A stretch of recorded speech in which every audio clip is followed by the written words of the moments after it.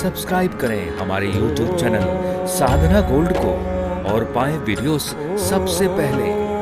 Bell icon दबाना ना भूलें। हमारे भारत में कई लोग ये कहने वाले मिल जाते हैं कि महाराज हम मूर्ति पूजा नहीं करते, मूर्ति पूजा नहीं करते। वाह, तो फिर अपनी माँ की तस्वीर कमरे में क्यों लगा रखी है? फिर अपने दादा परदादाओं की चित्र कमरे में क्यों लगा रखे हैं? मूर्ति पूजा तो तुम नहीं करते। तो भगवान की मूर्ति से विरोध है और माँ की मूर्ति से प्यार है। अरे भाई, मूर्ति तो मूर्ति होती है, किसी की भी हो। एक बार स्वामी विवेकानंद जी से किसी ने कहा कि मैं मूर्ति की पूजा नहीं करता और मैं मूर्ति को नहीं मानता।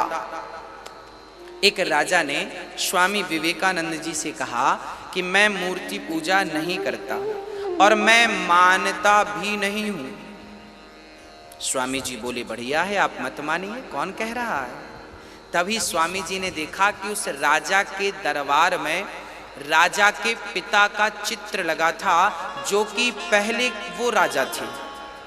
हाँ, राजा विवेकानंद जी ने राजा से कहा, राजा साहब ये चित्र किसका है?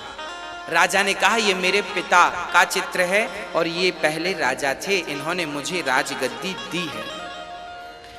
तब सैनिकों को विवेकानंद जी ने कहा, जरा ये राजा की तस्वीर निकालिएगा। तस्वीर निकाली गई। स्वामी विवेकानंद जी ने कहा, जमीन पर रखो। जमीन पर रख दी गई। स्वामी जी अब क्या करते हैं, उस तस्वीर के ऊपर थूकने लगते हैं। थूक दिया और लातों से कुचलना शुरू। अब राजा को बड़ा क्रोध, ए विवेकानंद जी क्या कर रहे हैं आप? मेरे पिता का अपमान कर रहे हैं। स्वामी विवेकानंद जी बोले, ये तुम्हारे पिता हैं, ये तो तस्वीर है, ना तो ये बोल सकती है ना तो ये सुन सकती है। अब ये सुन नहीं सकती, बोल नहीं सकती, देख नहीं सकती, तो ये तुम्हारे बाप कैसे हो गए?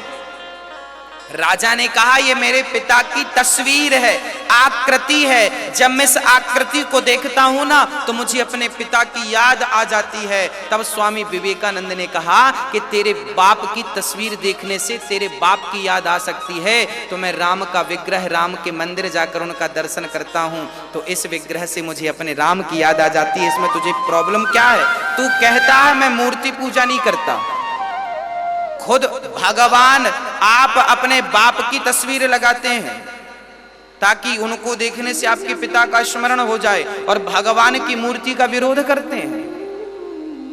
जैसे आप अपने बुजुर्गों की तस्वीर देखकर उन्हें स्मरण कर लेते हैं, ऐसे मंदिर में जब हम बिहारी जी का दर्शन करते हैं तो बिहारी जी के इस रूप को देख करके बिहारी जी की उस कल्पना को हम करते हैं जो बिहारी जी माँ यशोदा की गोद में खेल रहे हैं, जो श्याम सुंदर माँ यशोदा के आंगन में खेल रहे हैं। हम राम के मंदिर जाकर राम का चित्र देखते हैं तो राम के चित्र से हमें वो राम दिखाई पड़ जाते हैं जो दशरथ के आंगन में खेलते हैं, जो कौशल्या की गोद में जाकर दूध पीते हैं, जो राम दशरथ जी के साथ आंख में चौनी का खेल खेलते हैं। इन राम को देखकर उन राम की याद आ गई। जैसे आपने अपने पिता की तस्वीर देखी तो आपके अपने असली पिता की याद आ गई, ऐसे राम के मंदिर में राम का चित्र, राम का दर्शन, राम का विग्रह देखते हैं तो राम का स्मरण हो आता है। तो राम सगुण है और निर्गुण है, ये तो कोई भेद नहीं है। सगुण है और निर्गुण है, साकार भी है, निराकार भी है।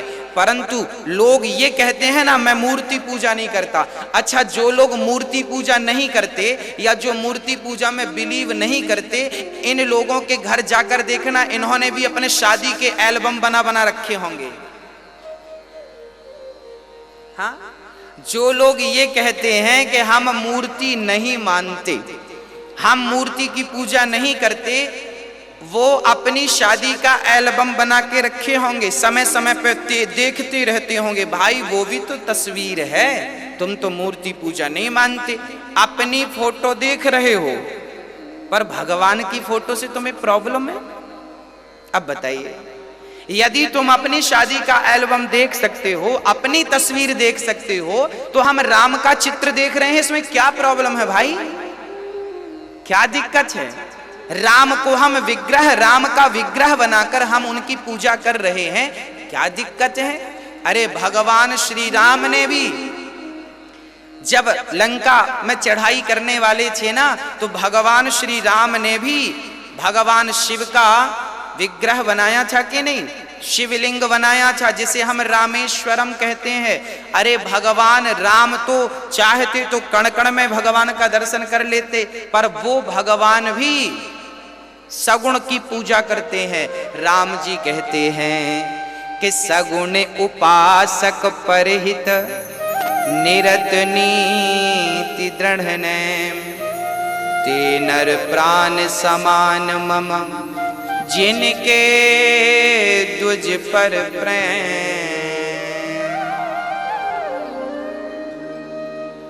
तो आपके अंदर कभी ये भाव आए कि आप भगवान को ना मान रहे हैं मूर्ति को।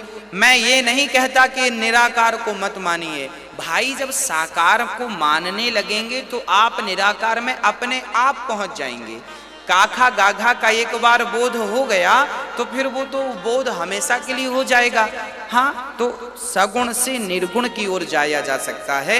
निराकार में रहकर सगुण का विरोध मत कीजिए, नहीं तो पाप लगेगा।